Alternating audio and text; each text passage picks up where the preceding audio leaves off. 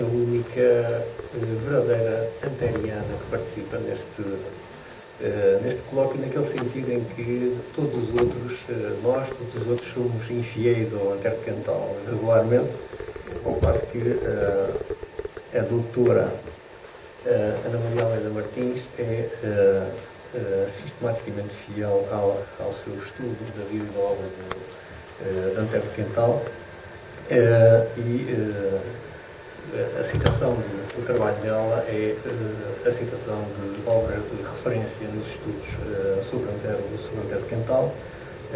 Eu vou mencionar alguns mais recentes: a fotobiografia de 2008, o essencial sobre Anterdecantal, cuja terceira edição é de 2001,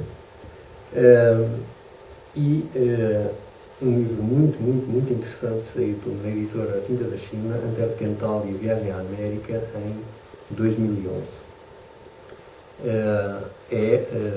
Evidentemente, uma editora das cartas e também de um volume dos sonetos completos, e de um texto, um livro chamado Contracapas. A proposta de comunicação que a doutora Ana Maria Almeida Martins, a quem mais uma vez agradeço a presença muito generosa, e tudo o que fez para que este colóquio corresse mesmo bem. A comunicação que nos oferece tem o título, o melhor título provavelmente deste colóquio todo: Anterno, Ramalho, o duelo e a cicatriz que nunca fechou. Boa tarde a todos. Queria agradecer o convite e não digo mais nada porque já estou muito atrapalhada com a apresentação do professor Rodrigo. Vou começar. No prefácio do poema da Mocidade, Manuel Pinheiro Chagas escrevia Castilho a dar passo: quem me dera ver ainda em minha vida este nascente comércio de múltiplas vantagens. E logo a seguir: pois não sei de maior lástima do que ver assim enfermiças e prever mortas para dentro em pouco almas das mais bem-nascidas.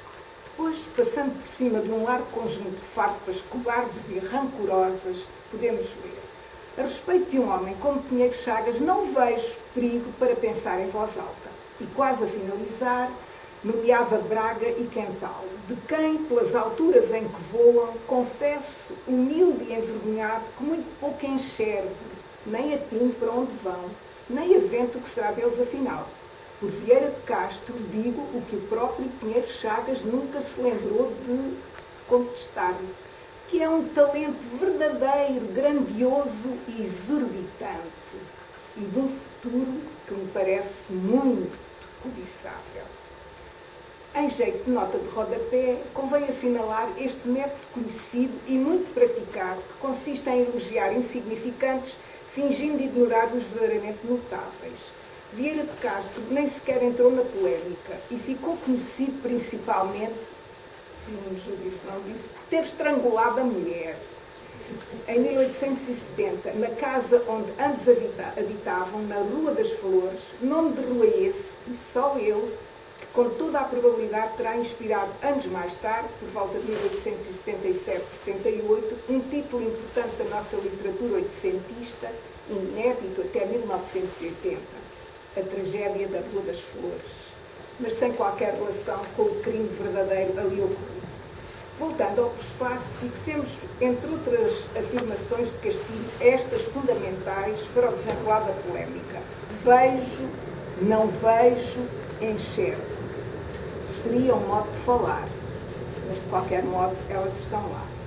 É este documento de péssimo estilo, este conjunto de banalidades, sólido atualmente como penitência para desconto de pecados.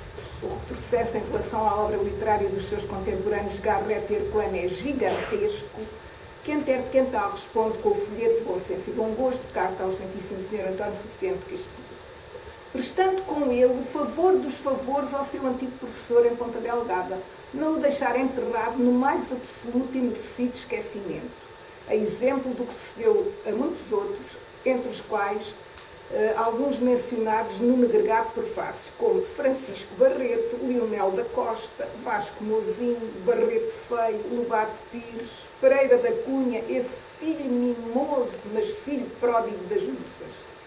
Que lição de humildade para todos os que aspiram a um lugarzinho nas enciclopédias.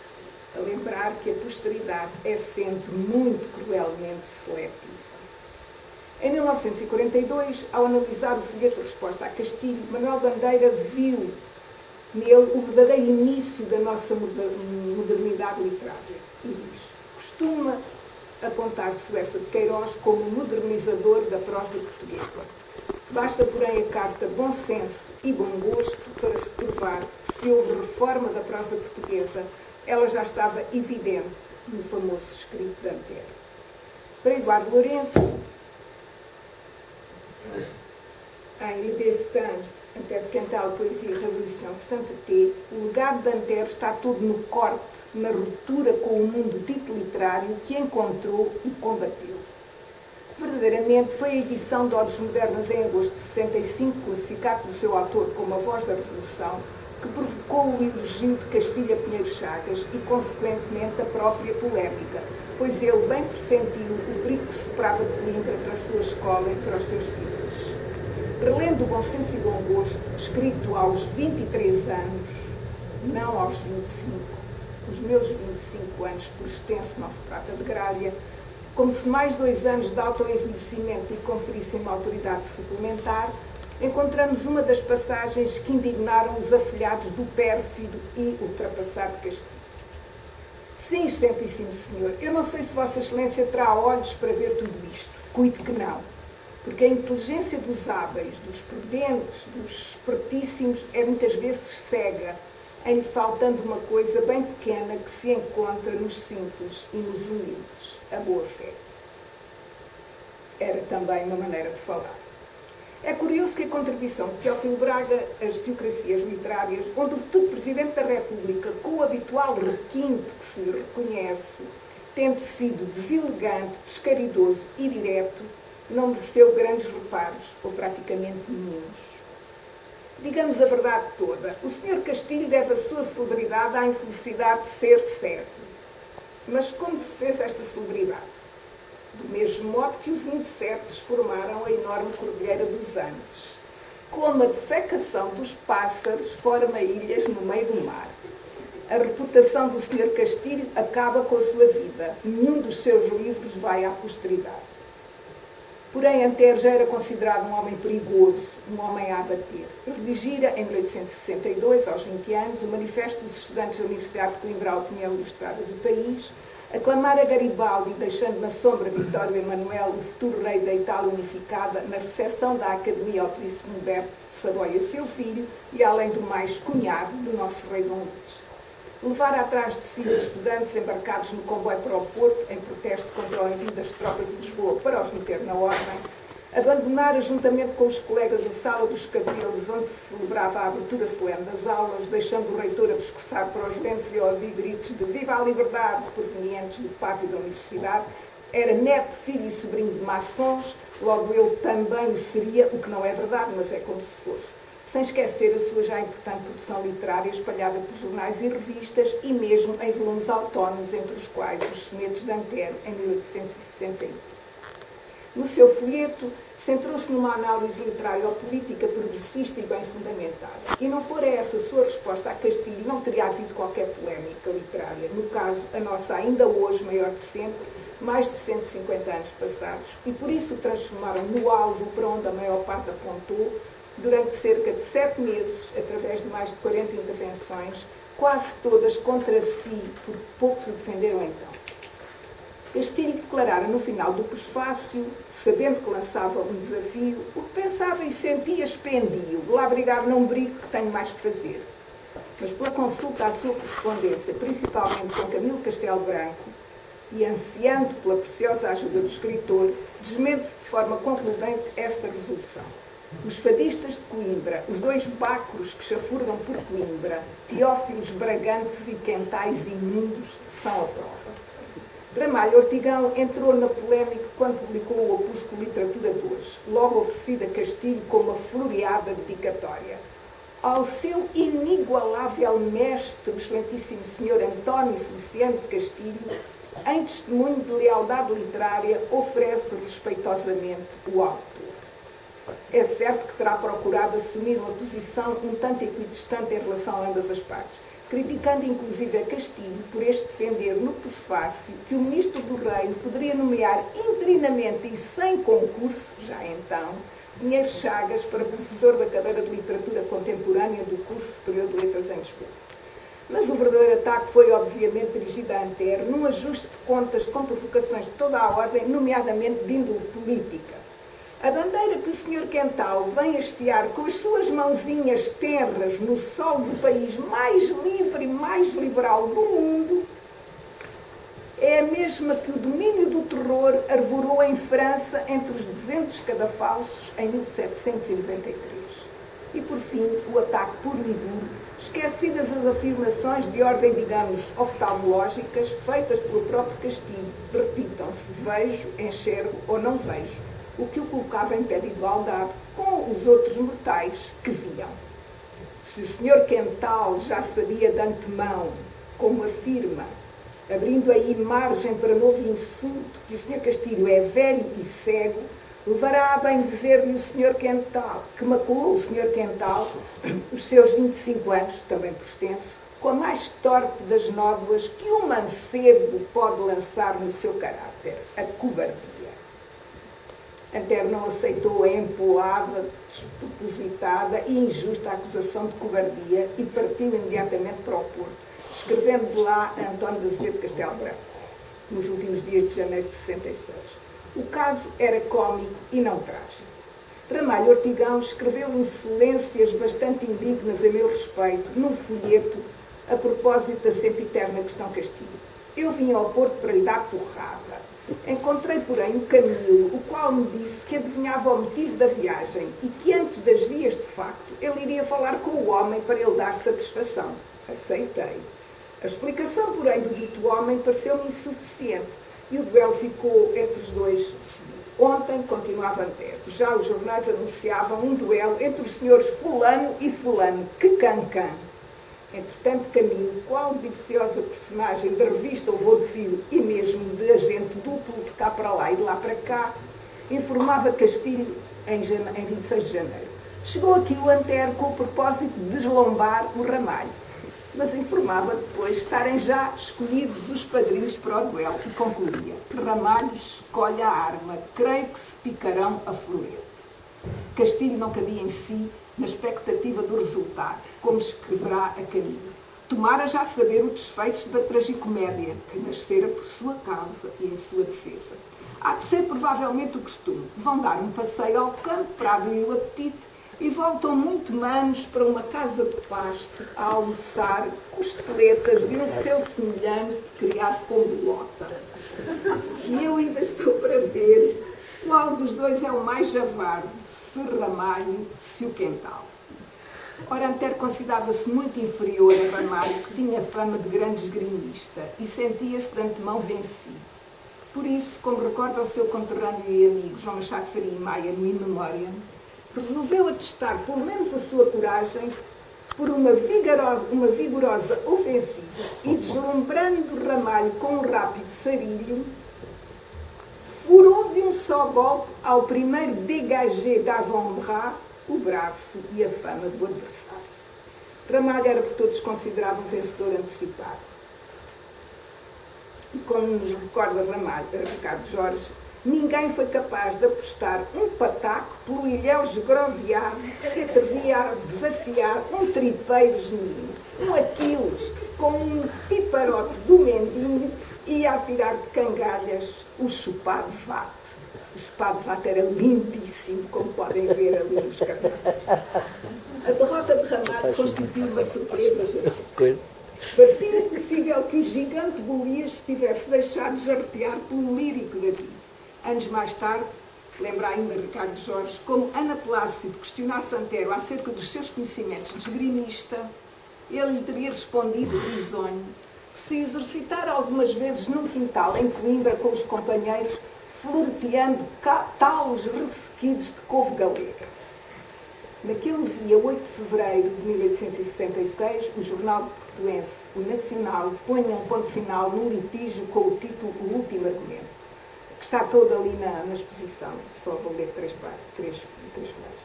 Na escola de Coimbra canta-se vitória. Na luz a Atenas deve entrar em carro de triunfo o senhor André de Quental. O duelo teve lugar às 10 da manhã de ontem, ali para a Arca d'Água. Escrupulosamente observadas as prescrições do Código francês, cruzaram-se as espadas e, minutos depois, o sangue que num braço do senhor Ramalho abria a espada do adversário foi o remate da questão e o seu mais irrespondível argumento. E Camilo, de se apressar a comunicar ao amigo Castilho ter Ramalho ficado levemente ferido, teve no dia seguinte de corrigir a informação. Disse ontem a Vossa Excelência que o Ramalho ficara levemente ferido. Enganei-o, porque me enganaram enquanto ao ferimento, que foi uma profunda cutilada no braço direito. O Antero mostrou que era professor na espada. O outro cedeu-lhe todas as condições vantajosas, pensando que o adversário era leigo. O velhaco aproveitou-as todas. Terminado o duelo, Antero despediu-se de mim e foi para Coimbra. Comentário de Castilho. O tal menino Antero, que todos pensavam doido, é também espadachim velhaco, que lhe presta. De Coimbra, efetivamente, escrevia Antero ao sobrinho de Camilo, o seu amigo António de Azevedo. São-te conhecidas as minhas ridículas e bélicas aventuras em terras impossíveis do Porto. Que gente, que coisas, que opiniões, que vidas. Sinto entre mim e o meu país a distância abismosa deste sentimento, o desprezo. A vitória de Antero de Quental no duelo com Ramalho simboliza em pequenino o verdadeiro resultado da polémica, resumida assim pelo seu protagonista mais de 20 anos depois na carta dita autobiográfica enviada a Storck em 87. É uma longa carta que eu recomendo a leitura. A famosa questão literária, ou questão de Coimbra, foi o ponto de partida da atual evolução da literatura portuguesa. Os novos datam todos de então. Desta espécie de revolução, fui eu o porta-estandarte, com o que me não desvaneço sobremaneira, mas que também não me arrependo. A ferida no braço direito de Ramalho Ortigão nunca cicatrizou. Aparentemente sim, quando lhe convinha. Então, logo nos primeiros anos da década de 70, vamos encontrá-lo, levado certamente por essa de Queiroz, a frequentar o célebre cenáculo da Travessa do Guarda-Mor ao bairro Alto em Lisboa. E, noblesse oblige, numa das farpas de outubro de 1874, vaidoso por ter sido admitido no mítico recinto, acabou a dar testemunho daquele convívio, em seu entender, e tinha razão, o prestigiava não pouco. O cenáculo era uma pequena reunião em casa de rapazes e em sessão permanente na casa de Antero. Uns passavam lá os dias, outros iam lá ficar de noite, todos tinham ali o melhor dos seus livros e as suas notas. Antero de Quental, cabeça verdadeiramente enciclopédica, um dos mais sólidos e profundos entendimentos que tem produzido este século, era como a lógica viva daquele foco intelectual.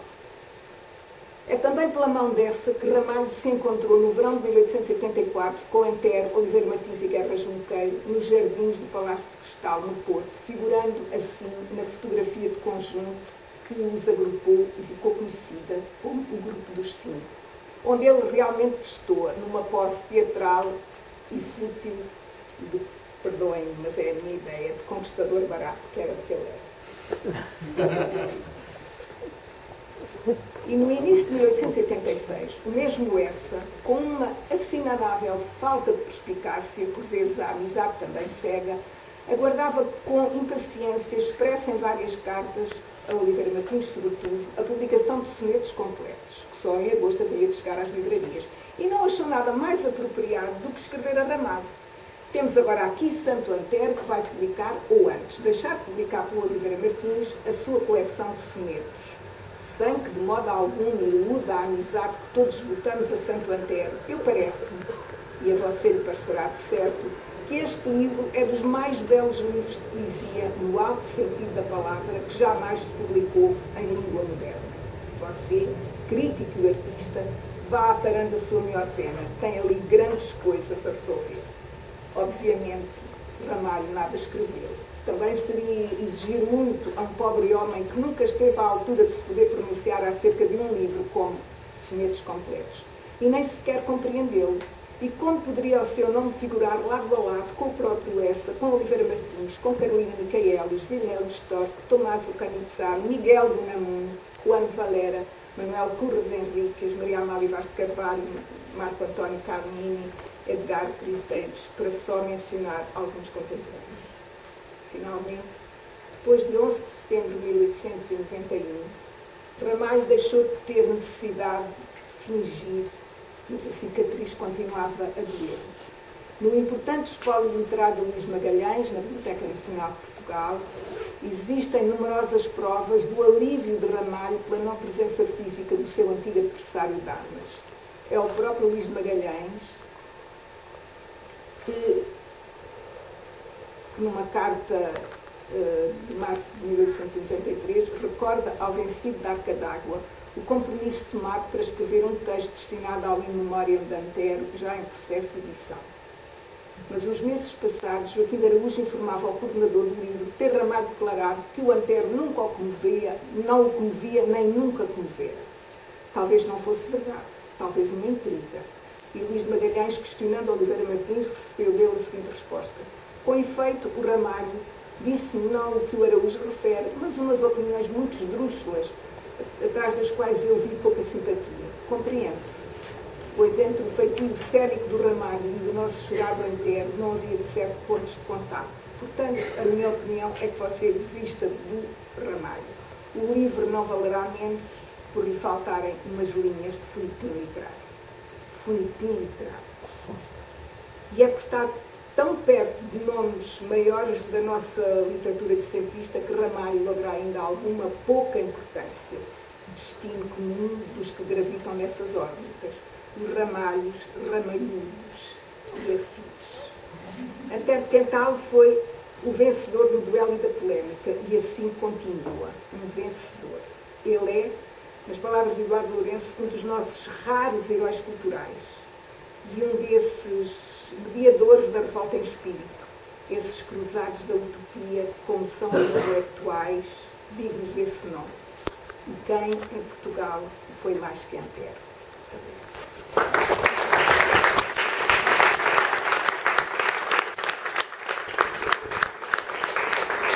Posso pedir um minuto mais? Eu queria prestar homenagem à Maria José Marinho, que está aqui presente. Maria José...